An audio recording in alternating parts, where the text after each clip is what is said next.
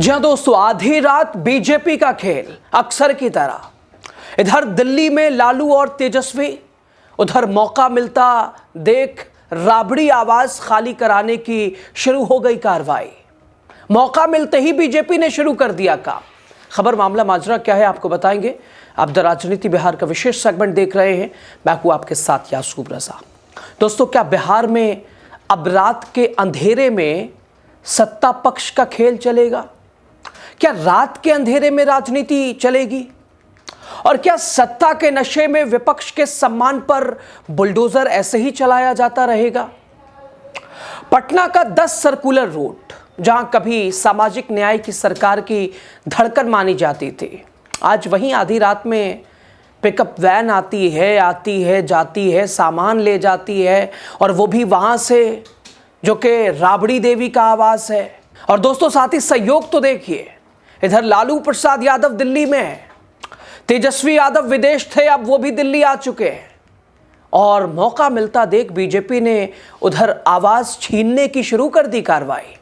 दोस्तों, ऐसे ही जब से नोटिस जारी हुई है कि राबड़ी देवी को उनका वो आवास खाली करना पड़ेगा जो अभी तक उनके पास था, जहां से सामाजिक न्याय की राजनीति और सरकार धड़कती और पनपती नजर आई, वही आवाज राबड़ी देवी को खाली करना पड़ेगा।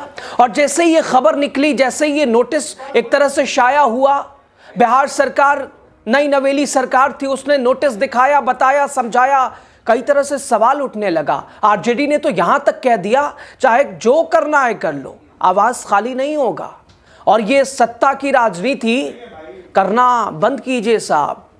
इधर विजय सिन्हा, उधर सम्राट चौधरी, इधर नीतीश कुमार का घटता कद, बीजेपी हावी, और लालू प्रसाद से सीधा बदला। एक तरह से लगातार इसे बदले की राजनीति के तौर पर देखा गया। और इधर देखिए, अब जहां आरजेडी का तेवर बदला था आवास को लेकर कि साहब हम तो खाली करने वाले नहीं हैं, पूरी आरजेडी एक तरह से मैदान में, और इधर से अरे क्यों नहीं खाली करना पड़ेगा, ये संवैधानिक कार्य है और इसमें बाधा ना बनिए, अगर नोटिस आया है, आपके बेटे का ही ये पूरा किया धरा है, तो अब खाली तो करना पड़ेगा। दोस्तों, अब मौका देखिए, अगर खाली ही करना ऐसे रहता तो सबकी मौजूदगी में हो, क्यों, क्या ही कोई मसला, कोई परेशानी, लालू प्रसाद यादव हो, तेजस्वी यादव हो।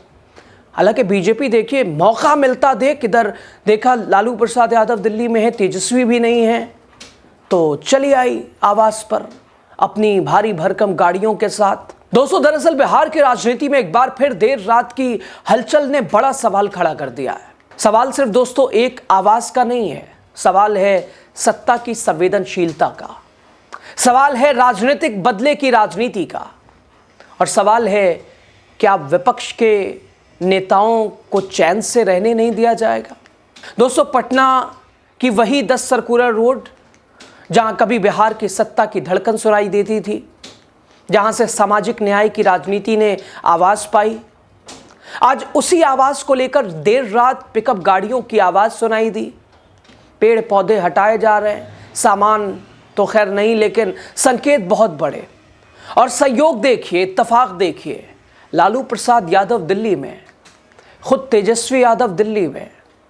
तो क्या ये सब कुछ जानबूझकर मौके का फ़ायदा उठाने को लेकर उनकी गैर मौजूदगी में किया गया ये काम? क्या ये महज प्रशासनिक प्रक्रिया है, या फिर बीजेपी सरकार की एक तरह से इसे सियासी दबाव की राजनीति का है?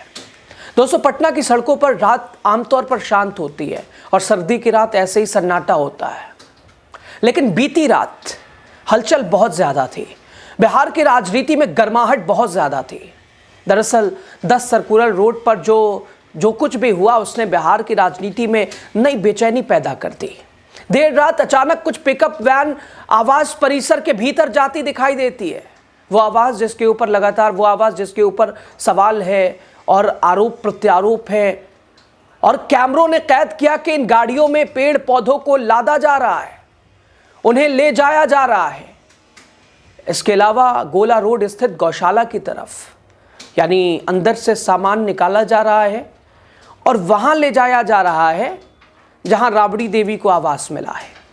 यानी एक तरह से ये समझ लीजिए आवास खाली कराने की कार्रवाई शुरू हो गई है।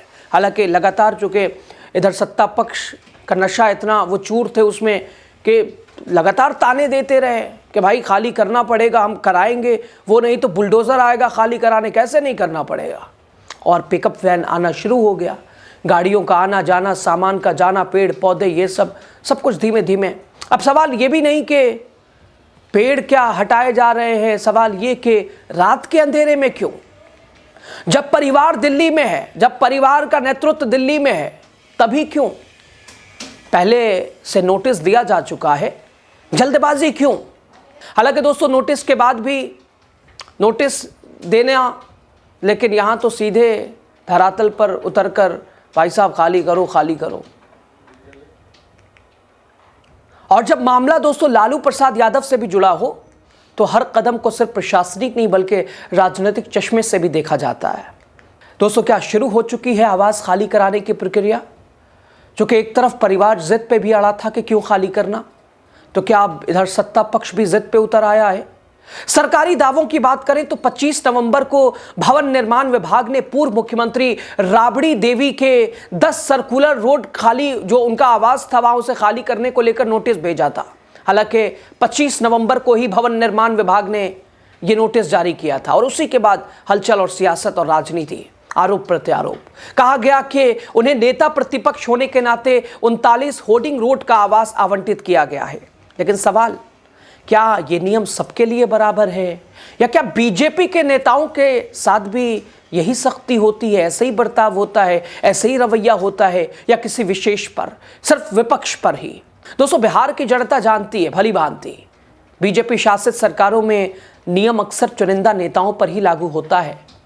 फिलहाल देखिए पेड़ हटे लेकिन फर्नीचर और सामान, फिर ये कैसी प्रक्रिया है? अब सरकार के समर्थक कह सकते हैं कि फर्नीचर तो नहीं हटाया गया तो हंगामा क्यों, पेड़ पौधे ही तो हटाए जा रहे हैं। लेकिन दोस्तों राजनीति के जानकार जानते हैं पहला कदम हमेशा प्रतिनात्मक होता है।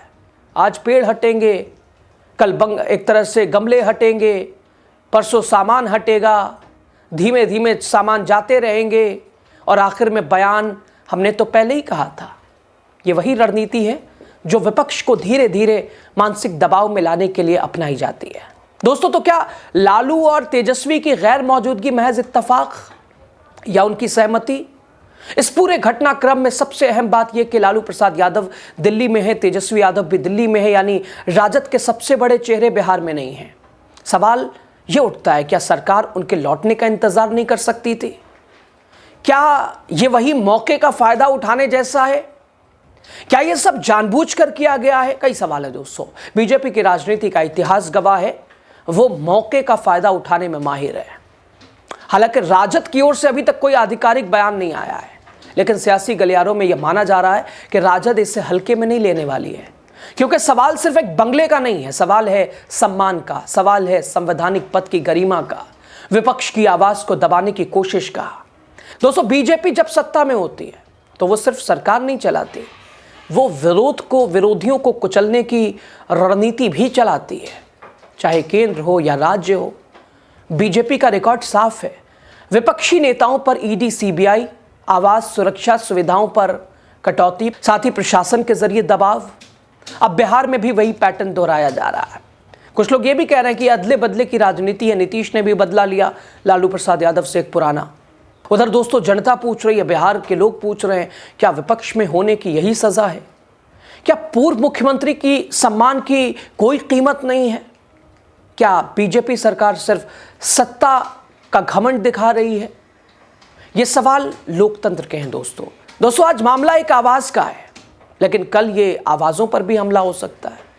आज पेड़ हटाए जा रहे हैं, गमले हटाए जा रहे हैं, कल विचार हटाने की कोशिश होगी। बीजेपी को याद रखना चाहिए, सत्ता अस्थाई नहीं होती, लेकिन जनता का फैसला होता है अस्थाई। और बिहार की जनता सब देख रही है, सब समझ रही है। सवाल सबसे महत्वपूर्ण यही है दोस्तों कि आखिर बंगला खाली ही कराना था तो तेजस्वी लालू का इंतजार क्यों नहीं? आखिर इतनी जल्दबाजी क्यों, और वो भी दिन के उजाले छोड़कर रात के अंधेरे में? ये इरादों पर संकेत देती है दोस्तों। ये आपका इरादा क्या है, आपकी मंशा क्या है, सब कुछ बता और दिखा रही है, उजागर कर रही है बीजेपी का खेल। खबर पे आपकी राय।